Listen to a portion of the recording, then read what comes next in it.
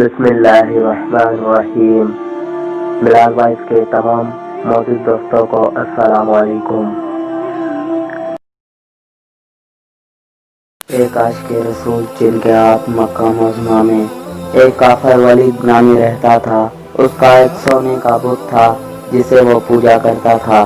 ایک دن اس بت میں حرکت پیدا ہوئی اور وہ کہنے لگا محمد اللہ کا رسول نہیں ہے، اس کی تصدیق نہ کرنا۔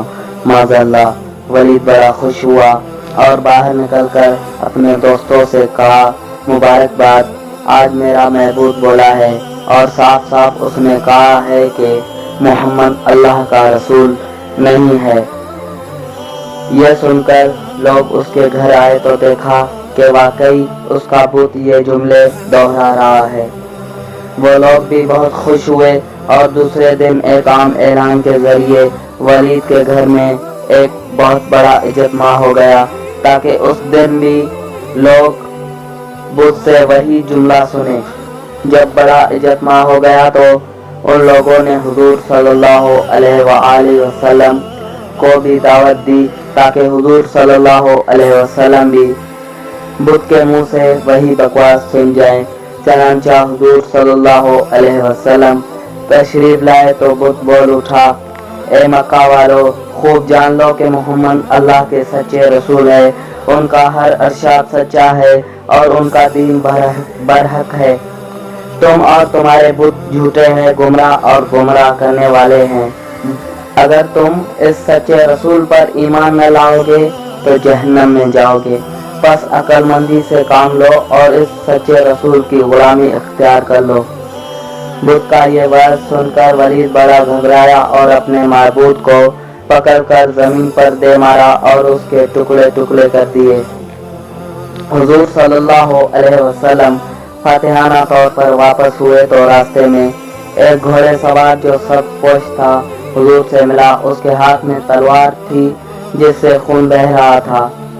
حضور صلی اللہ علیہ وسلم نے پوچھا تم کون ہو؟ وہ بولا حضور میں جن ہوں، آپ کا غلام اور مسلمان ہوں، جبل طور میں رہتا ہوں، میرا نام مہین بن ابر ہے۔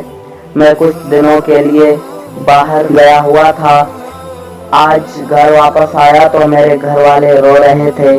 میں نے وجہ پوچھی تو معلوم ہوا کہ ایک کافر جس کا نام مسافر تھا وہ مکہ میں آ کر ولید کے بت میں گھس گیا، حضور کے خلاف بکواس کر گیا ہے۔ آج پھر گیا ہے تاکہ بت میں گھس کر آپ کے متعلق بکواس کرے۔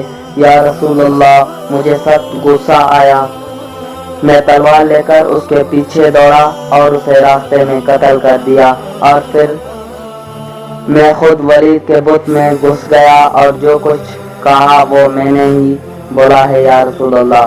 حضور نے یہ قصہ سنا تو بڑی مسرت کا اظہار کیا اور اس اپنے غلام جن کے لیے دعا فرمائی۔ سبحان اللہ، کیا شان ہے آقا کریم صلی اللہ علیہ وسلم کے غلاموں کی، بھلے وہ جن ہو یا انسان، اپنے نبی صلی اللہ علیہ وسلم کی شان میں کبھی کوئی گستاخی برداشت نہیں کر سکتے۔ سلام ہو غازی ممتاز قادری شہید پر جس نے گستاخ رسول کو قتل کر کے صحابہ کی سنت کو زندہ کیا اور دنیا کو بتا دیا جب تک آقا کریم صلی اللہ علیہ وسلم کے غلام زندہ ہے کوئی گستاخ رسول نہیں بچے گا انشاءاللہ۔ اللہ عز و جل ہمیں بھی سرکار صلی اللہ علیہ وسلم کا سچا پکا عشق عطا فرمائے، آمین۔